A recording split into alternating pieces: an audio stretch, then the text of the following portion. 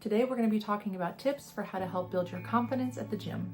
Hi everyone, welcome back to my channel. For those of you who might be new here, my name is Johanna, and I have been documenting my journey on how I lost 100 pounds of fat this past year and my life since then. I created this channel to help inspire others to live their happiest and healthiest lives. So if you have any video requests or questions, please leave a comment down below. While you're down there, please like the video and subscribe. It's free and it really helps me out a lot. Without further ado, let's get right into it. Let's just get this one out of the way right up front. No one cares about you at the gym. I know that might sound harsh, but it's a good thing. Literally all that anyone cares about is what they're working on and their own fitness goals. And like I said before, if someone's looking at you, you're probably doing something right, so keep it up. If you catch me looking at you at the gym, it's probably because I think your outfit's really cute and it's just a matter of time before I walk over and ask where you bought it.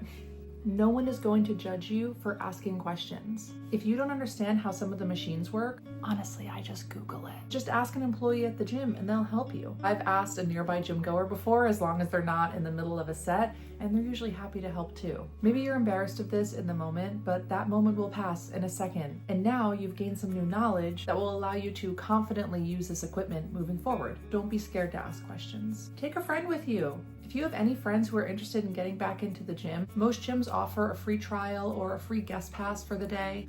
I know whenever a friend joins me at the gym, it always just enhances the experience. You can exchange ideas and workout routines. It just makes it a little bit more fun. And if you don't have a friend to go to the gym with, just put one of my workout videos on and I'll be your friend.